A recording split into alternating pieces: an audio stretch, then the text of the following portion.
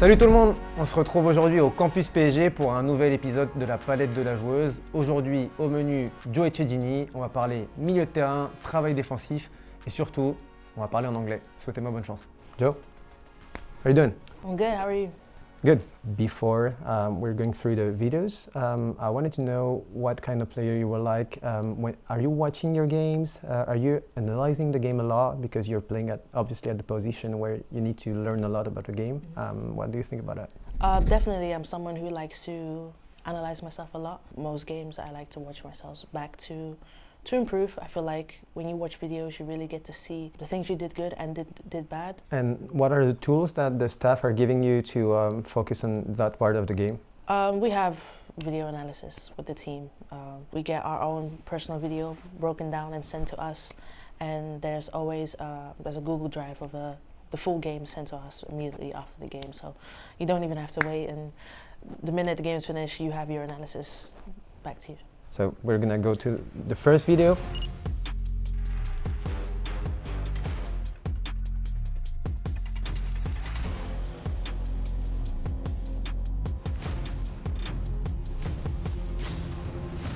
So obviously the first thing I wanted to talk about is counter pressing and high press. Mm-hmm. Is it something you always had in your DNA, or it's because PSG played this way and you want to play like this? A bit of both. I think specifically that game we wanted to press higher up and win the ball back. I could say it's in my DNA, but I'm quite fluid in terms of whether we're pressing or whether we're sitting back. I'm always a player who prefers to press and get the ball up higher instead of sitting back and waiting. You kind of get tired, and you allow the team to kind of build confidence. So I'm always a press type of person. If we keep going and watching the videos, we can see that like you're fighting until the end of the pressing. This is something the coach is really about, or you've been a fighter forever? Again, a bit of both. I mean, coach always talks about winning the ball back as soon as you can, especially when we are pressing, and I always prefer winning the ball up higher up instead of ball goes back to centre backs, their job is to defend, but now we've had to move back 30 metres and kind of wasting energy. I feel like a more efficient way is just to get the ball higher up. It's also difficult for the opponent. You're constantly choking them.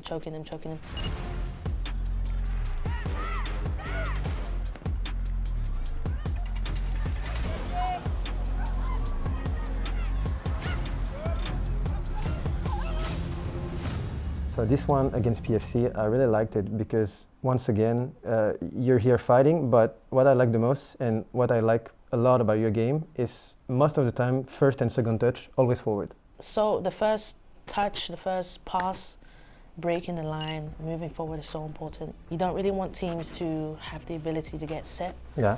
So first ball forward, and it's important to keep the ball. So if it's not on, you just have to analyze the situation. If it's not on, you keep the ball, you turn, you rebuild again, but I always prefer a first ball forward. There most likely should be an option. If there's not, then you keep the ball.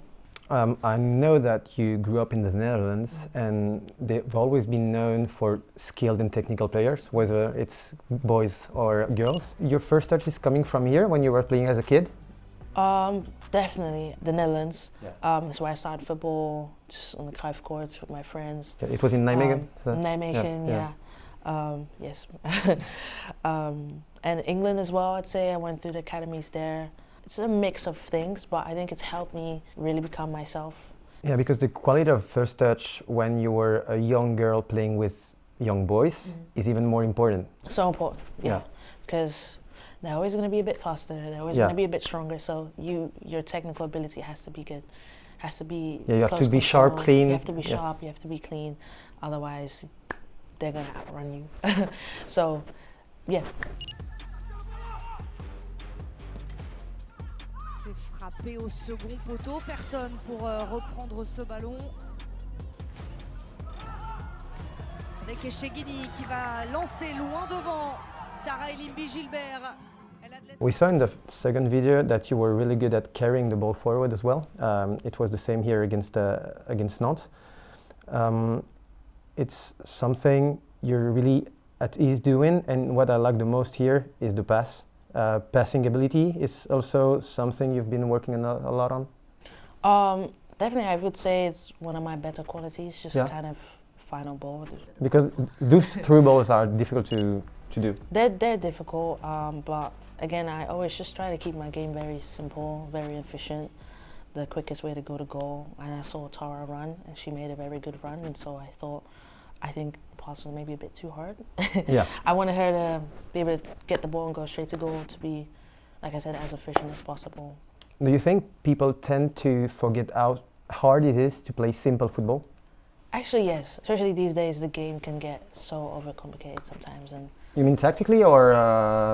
I'd say just like natural football, like technically, like everything. Just for me, football is just 1-2 touch, 1-2 touch all over the field. And Très vite du pied de Sakina Karchaoui.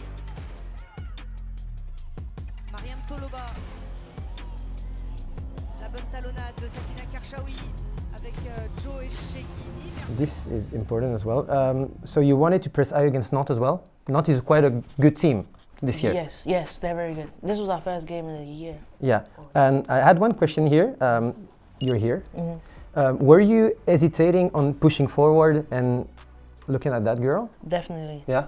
We were playing a 3-5-2 in the moment. Yeah. And obviously, when your team goes, you have to go. Yeah. But again, I really don't like it when I'm in this moment, because at the end of the day, I want to protect my goal, and I hate leaving space behind me. So. But do you think she can be touched by a long ball here? It's a tough long ball, maybe. It's difficult. I think we can be more 1v1 all over the field. I'm not sure who. Yeah, it was the first game of the season, so you've been working a lot since then. But I feel like you were hesitating so much that in the end you're a bit late. In this moment, this was our second league game. I think at that time we're still figuring ourselves out a little bit. Yeah, you feel better now. A As lot group, better. Yeah. We're playing a 3-5-2. It was a new system that everybody. So kind of just a bit late in certain areas. And I mean, people need to understand that on the first game of the season, as a team, pressing you need to understand all the movement of every player. So it can be pretty tough.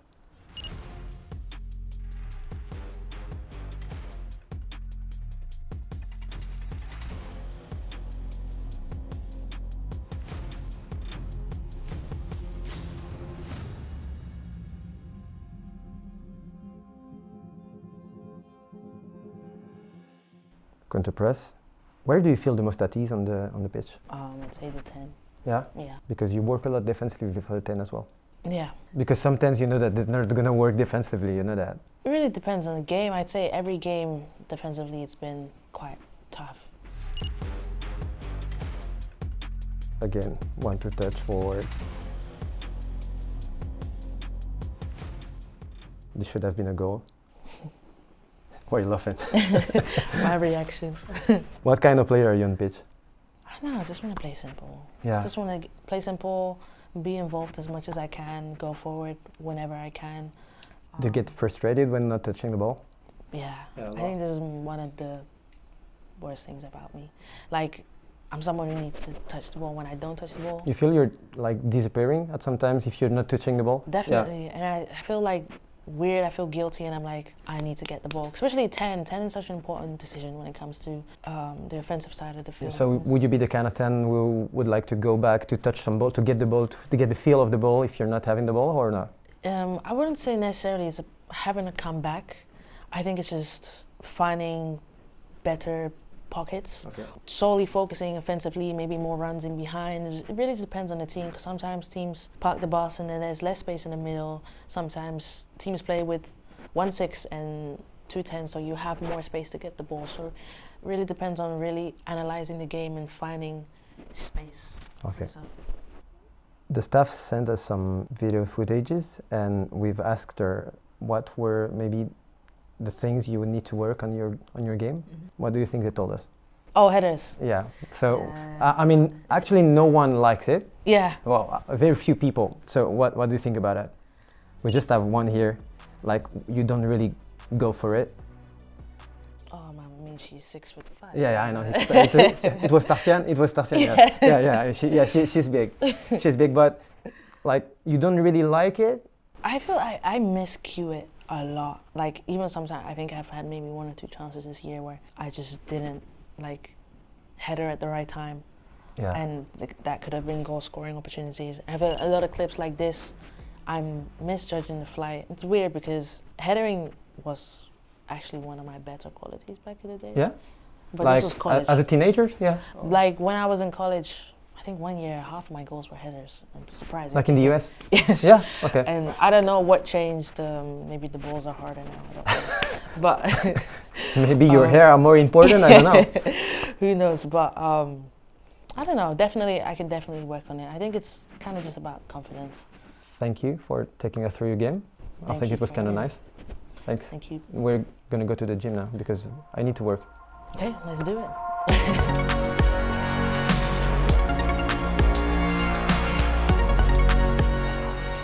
I'm going to suffer, I feel. Joe, basically you took me through your game. Now I want you to take me through your life a bit, because when we try to get to know you better, we feel that you had an amazing journey. It started in the Netherlands. Mm-hmm. You told me it was your home, your house. Mm-hmm. Can you tell me a bit about your childhood there?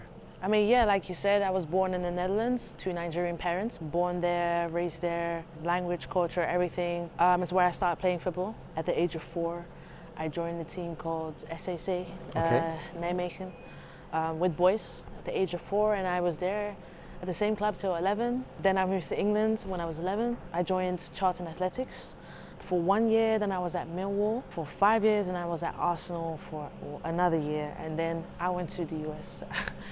You've been starting football at 4, which is pretty early. Yeah. Where did you come from? From what I remember and what I was told, my brother and my dad used to kick around in the backyard. I think I would join in, and also my brother at the time was playing at the club that I later ended up signing for. My dad, he was like, "Yo, you're kind of good. I'm gonna sign you up," and I was like, "Yay, let's do it." So while we were walking to the gym, you were telling me a heartbreaking story about coming to London. Mm-hmm. So back in 2012. So you thought you were going on holidays. That's it. Yes. It was supposed to end up being a holiday. It was 2012 Olympic time. Supposed to see some family. The plan was to go back to the Netherlands, but we never ended up going back. We kind of just stayed. My parents had their reasons, and I respect their reasons at the time. Now also, but at the time, you know, as a kid, I'm like, I want to go back. I want to go to my friends. Just want to see your friends, yeah. I want my life. I remember when they told me, I was so heartbroken. I would cry.